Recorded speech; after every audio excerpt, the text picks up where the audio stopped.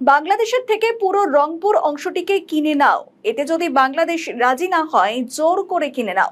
Chicken স্নেককে চওড়া করতে এমন একটি পরিকল্পনার কথা ব্যক্ত করেছেন। সীমান্ত থেকে শুরু করে কূটনীতির ময়দান, সব জায়গায় ভারতকে টক্কর দিচ্ছে বাংলাদেশ। সীমান্তে বিএসএফের পুশিনের পরিকল্পনা ভেস্তে দিয়েছে বিজিবি। এবার বাংলাদেশের রংপুরকে দখল করতে চায় ভারত। ভারতের সাবেক সেনা সদস্যরা নতুন বাংলাদেশের আক্রমণাত্মক পররাষ্ট্রনীতি দেখে এবার চিকেন স্নেক নিয়ে সিরিয়াস আতঙ্কে ভুগছে। বাংলাদেশের সাম্প্রতিক সিদ্ধান্তগুলো দিল্লির গদি নাড়িয়ে দিয়েছে বললে হয়তো খুব বেশি ভুল বলা হবে না। লালমনিরহাটে বিমান ঘাঁটি চালু, তুরস্কের সহায়তায় ড্রোন কারখানা নির্মাণ ভারতের কলিজা কাঁপিয়ে দিয়েছে। এ নিয়ে কি বলছে পশ্চিমবাংলার মিডিয়া, আসুন তা দেখি। 22 কিলোমিটার চওড়া চিকেন স্নেক অতি স্পর্শকাতর ভারতের জন্য। এদিকে চীন বাংলাদেশে আধিপত্য বিস্তার করতে মরিয়া, ফের তারা কাজ করতে শুরু করেছে। আর এই পরিস্থিতিতে ভারত সাজো সাজো রব শুরু করেছে। এমনিতেই সীমান্তবর্তী এলাকাগুলিতে ভারত যথেষ্ট তৎপর, সেনা নামিয়েছে, পাশাপাশি বিভিন্ন ঘাঁটি তো রয়েছে। এদিকে চিকেন স্নেকে সেনা মোতায়েন করেছে ভারত। এর মধ্যেই ভারতের বিশিষ্ট স্ট্র্যাটেজিক এবং নিরাপত্তা বিশ্লেষক ভরত কর্নাদ নিজের একটি মতামত ব্যক্ত করেছেন, যেটা ঘিরে নানা মহলে আলোচনা শুরু হয়েছে। বাংলাদেশের থেকে পুরো রংপুর অংশটিকে কিনে নাও, এতে যদি বাংলাদেশ রাজি না হয় জোর করে কিনে নাও। চিকেন স্নেককে চওড়া করতে এমন একটি পরিকল্পনার কথা নাকি তিনি ব্যক্ত করেছেন, যদিও এমন কোনো মন্তব্য ভারত সরকার বা নিরাপত্তা দপ্তর থেকে আসেনি। এমনকি সমর্থনের তো কোনো প্রশ্নই ওঠে না, কারণ ভারত এমন কোনো কাজ করবে না বা বিশ্বাসও করে না যে নিজের ভূখণ্ড বা অন্য দেশের ভূখণ্ড নিয়ে প্রশ্ন হতে পারে। তবে ভরত কর্নাদের এই মতামতকে অনেকেই গুরুত্ব দিচ্ছেন, বিশেষ করে গুরুত্ব দিচ্ছেন বাংলাদেশের বিশ্লেষকদের একাংশ। তার এই ব্যক্তিগত মতামতকে আমলে নিল তারা। আমাদের নতুন পেজ সাবস্ক্রাইব করুন আরও বাংলাদেশের খবর পেতে। এই প্রশ্নটাই উঠছে, ভারত সেভেন সিস্টার্সের কাছে বিমান ঘাঁটি, সেনা ঘাঁটি, রাফায়েল মোতায়েন করেছে, সমস্ত রকম ব্যবস্থা করেছে ভারত। কারণ ভারতের সেভেন সিস্টার্স বারবার টার্গেট হয়েছে বাংলাদেশের। অন্তর্বর্তীকালীন সরকারের আমলে 2025 সালে বেজিং সফরে গিয়ে প্রাক্তন প্রধান উপদেষ্টা মোহাম্মদ ইউনুস বলেন, সেভেন সিস্টার্স ভূ আবদ্ধ আর বাংলাদেশ তাদের সমুদ্রের রক্ষক। এরপরে ভারত কর্নাদের এই বক্তব্য সামনে আসছে। এটি হলো সহজ এবং অন্যটি কঠিন।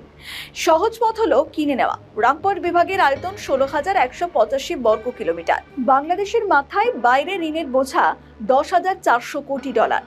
কর্নাদের এই বক্তব্য যে বা প্রস্তাব, রংপুরের বিনিময়ে ভারত দিতে পারে 1,000 থেকে 2,000 কোটি। 1803 সালে আমেরিকা যেভাবে ফ্রান্সের কাছ থেকে একটা বিশাল অংশ বা বিশাল এলাকা কিনে নিয়েছিল, ঠিক সেই মডেল এটি। রংপুর বদলে যাবে পশ্চিমবঙ্গের আসামের অংশ হয়ে, কারণ আসামের মুখ্যমন্ত্রী হেমন্ত বিশ্ব শর্মা এই অঞ্চল নিয়ে বেশি সরব হয়েছেন। বাংলাদেশ রাজি না হলে কমপক্ষে বাধ্যতামূলক চুক্তি খরচে চীনের সঙ্গে কোনো সামরিক সহযোগিতা থাকবে না। চুক্তি ভাঙলে সরাসরি সামরিক অভিযান।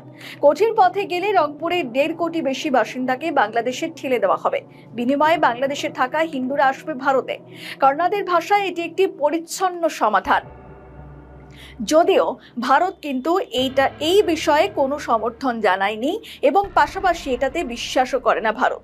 তবে তার এই বক্তব্যকে ঘিরে নানা মহলে নানা আলোচনা শুরু হয়েছে, বিশেষ করে বাংলাদেশের অন্তরে। এই চিকেন স্নেক বা শিলিগুড়ি করিডোরের কথা কেন আসছে? জানা যাচ্ছে, চিকেন স্নেক থেকে মাত্র 135 কিলোমিটার দূরে লালমনিরহাট বিমানবন্দর, যেটি দ্বিতীয় বিশ্বযুদ্ধে সময় ব্যবহার করা হয়েছিল। আর সেই পুরনো বিমান ঘাঁটিটিকে নতুন করে সাজানোর উদ্যোগ নিয়েছে বাংলাদেশ। মূলত চীন সেখানে বিনিয়োগ করছে, আর চীনের কর্তারা সেটা পরিদর্শনও করছেন।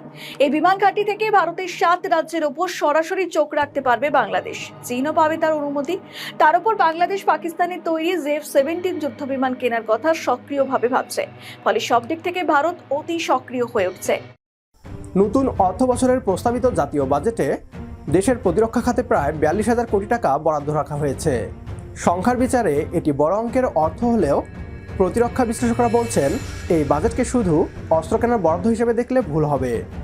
এটি দেশের সার্বভৌমত্ব রক্ষা, সীমান্ত নিরাপত্তা নিশ্চিত করা, সমুদ্র সম্পদ সুরক্ষা, আকাশ প্রতিরক্ষা শক্তিশালী করা, জাতিসংঘের শান্তিরক্ষা কার্যক্রমে বাংলাদেশের অবস্থান ধরে রাখা এবং ভবিষ্যতের প্রযুক্তি নির্ভর যুদ্ধ মোকাবেলার সক্ষমতা তৈরির একটি সমন্বিত বিনিয়োগ। বিশ্বজুড়ে নিরাপত্তা পরিস্থিতি দ্রুত পরিবর্তিত হচ্ছে। একসময় যুদ্ধ মানেই ছিল ট্যাঙ্ক, যুদ্ধবিমান, কামান ও যুদ্ধজাহাজের সংঘর্ষ, কিন্তু বর্তমান বাস্তবতায় যুদ্ধের সংজ্ঞা বদলে গেছে। এখন যুদ্ধক্ষেত্রে ড্রোন, কৃত্রিম বুদ্ধিমত্তা, সাইবার আক্রমণ, ইলেকট্রনিক ওয়্যারফেয়ার, স্যাটেলাইট ভিত্তিক নজরদারি এবং তথ্যযুদ্ধ গুরুত্বপূর্ণ ভূমিকা পালন করছে। এমন পরিস্থিতিতে বাংলাদেশের প্রতিরক্ষা বাজেটের সবচেয়ে গুরুত্বপূর্ণ প্রশ্ন হচ্ছে, দেশের সশস্ত্র বাহিনী কতটা দ্রুত প্রযুক্তি নির্ভর প্রতিরক্ষা ব্যবস্থার দিকে এগোতে পারছে। এই পরিস্থিতিতে ভারতের আতঙ্কিত হওয়া খুব স্বাভাবিক। ভারতীয়দের বলতে চাই, রংপুর দখল করতে আসলে সেভেন সিস্টার্স হারাবেন। আমরা ছেড়ে কথা বলবো না। আমাদের সাথে একমত হলে কমেন্ট বক্সে ইয়েস লিখে জানিয়ে দিন আমাদের। সেই সাথে ভিডিও শেয়ার করে দেখার সুযোগ করে দিন আপনার বন্ধুদের। পরবর্তী ভিডিও দেখার আমন্ত্রণ জানিয়ে বিদায় নিচ্ছি আজ। আল্লাহ হাফেজ।